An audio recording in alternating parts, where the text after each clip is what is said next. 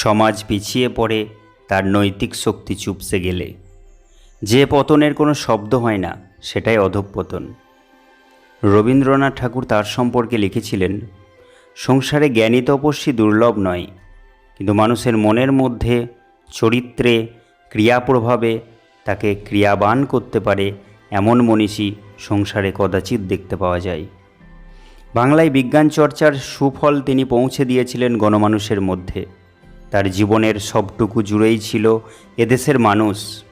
সামান্য কিছু অর্থ নিজের কাছে রেখে সবটাই দান করে দিতেন শিক্ষা প্রসার, কুসংস্কার মুক্ত সমাজ গড়ার কাজে। হ্যাঁ, আপনি ঠিকই বুঝেছেন আমি কার কথা বলছি।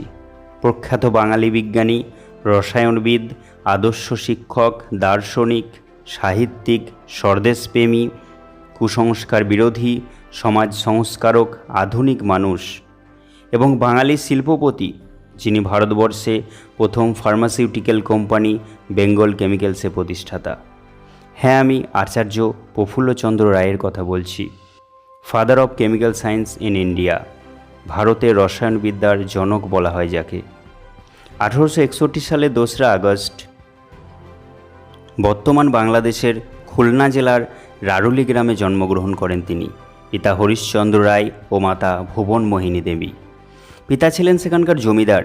তিনি ছিলেন কুসংস্কারমুক্ত, শিক্ষানুরাগী পণ্ডিত ব্যক্তি। তৈরি করেছিলেন বিশাল গ্রন্থাগার। গ্রামেই বাবার তৈরি স্কুলে শিক্ষালাভের পর প্রফুল্লচন্দ্রের বাবা তাকে কলকাতায় নিয়ে আসেন এবং হেয়ার স্কুলে ভর্তি করেন। পড়াতে অত্যন্ত মনোযোগী এই প্রফুল্লচন্দ্র বাবার নিষেধ উপেক্ষা করেও সারা রাত জেগে জেগে পড়াশোনা করতে থাকেন। ফলত কঠিন পেটের রোগে আক্রান্ত হয়ে শেষমেশ তাকে গ্রামের বাড়িতে ফিরে যেতে হয়। প্রায় দীর্ঘ 1.5 বছর বাড়িতে থেকে কিছুটা সুস্থতা লাভ করলেও উদারাময়, জরাজীর্ণতা, অনিদ্রা তার সারা জীবনের সঙ্গী হয়ে যায়। গ্রামে থাকাকালীন বাবার তৈরি গ্রন্থাগারে প্রচুর বই পড়তে থাকেন এবং বিজ্ঞান বিষয়ে তার যথেষ্ট আগ্রহ জন্মায়। এরপর 1874 সালে আবার কলকাতায় এসে এলবার্ট স্কুলে ভর্তি হন। এখান থেকে প্রবেশিকা পরীক্ষায় প্রথম বিভাগে উত্তীর্ণ হয়ে ভর্তি হন বিদ্যাসাগর কলেজে এবং পরে এফএ পরীক্ষায় পাশ করে বিএতে ভর্তি হন প্রেসিডেন্সি কলেজে। 1 বছরের মধ্যেই গিলক্রিস্ট বৃত্তি অর্জন করে স্কটল্যান্ডের এডিনবার্গ বিশ্ববিদ্যালয়ে পড়ার সুযোগ পান। ওখানে তিনি বিএসসি করার পর ডিএসসি ডিগ্রিও লাভ করেন। সবশেষে পিএইচডি ডিগ্রি অর্জন করেন এবং তার গবেষণাপত্রটি এডিনবার্গ বিশ্ববিদ্যালয়ের সর্বশ্রেষ্ঠ গবেষণাপত্র হিসাবে মনোনীত হয়েছিল। তারই ফলস্বরূপ তিনি পেয়েছিলেন হোপ পুরস্কার। 1888 সালে দেশে ফিরে প্রথমে সহকারী অধ্যাপক এবং পরে অধ্যাপক হিসাবে প্রেসিডেন্সিতে শিক্ষকতা করেন। ছাত্রদের জন্য নিজের জীবনের সবটুকুই দিয়ে দিয়েছিলেন। সংসার না করে সারা জীবন অতিবাহিত করেছেন ছাত্র গড়ার কাজে। ছাত্রদের সাথেই বন্ধু ও অভিভাবকের মতো থাকতেন আচার্য প্রফুল্লচন্দ্র রায়। পরবর্তীকালে তার তৈরি করা ছাত্ররাই বিভিন্ন ক্ষেত্রে বিখ্যাত হয়েছেন এবং উন্নত সামাজিক ভিত তৈরি করেছেন। ডক্টর মেঘনাদ সাহা, অধ্যাপক সত্যেন্দ্রনাথ বসু, ডক্টর পঞ্চানন নিয়োগী, নীলরতন সেন, হেমেন্দ্র কুমার সেন, আরও কত বিখ্যাত মানুষই তার ছাত্র ছিলেন। তাই তো রবীন্দ্রনাথ ঠাকুর বলেছিলেন, দেশে একজনই শিক্ষক চোখে পড়ে, তা হলো প্রফুল্লচন্দ্র। 1895 সালে দীর্ঘ গবেষণায় তিনি মার্কিউরাস নাইট্রাইট আবিষ্কার করেন। এতদিন পর্যন্ত বিজ্ঞানীরা মনে করতেন এমন যৌগ আবিষ্কার করা অসম্ভব। তাই এই আবিষ্কার বিশ্বব্যাপী সাড়া ফেলেছিল। একাধারে 12টি যৌগিক লবণ তথা দ্বৈত লবণ ও 5টি থায়োএস্টার আবিষ্কার করেন। তিনি মাস্টার অব নাইট্রাইটস নামেও ভূষিত হয়েছিলেন। বাঙালিকে ব্যবসামুখী করতে এবং দেশীয় শিল্পের উন্নতি সাধনের জন্য তৈরি করেছিলেন Bengal chemicals and pharmaceutical private limited. শুরুতে মূলধন ছিল মাত্র 700 টাকা, আর তার জীবনদশায় তা প্রায় 50 লক্ষ টাকাতে পরিণত হয়েছিল।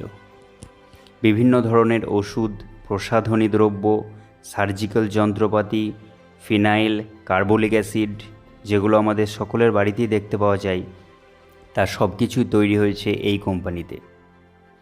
গবেষণা করে এবং এই কোম্পানি থেকে যে অর্থ লাভ তিনি করেছিলেন তার অধিকাংশটাই দান করেছেন নিরক্ষরতা দূরীকরণে, গবেষণায়, বন্যাপ্লাবিত এলাকা ত্রাণ কাজে, কুসংস্কার দূরীকরণে এবং দুর্ভিক্ষ দূরীকরণে।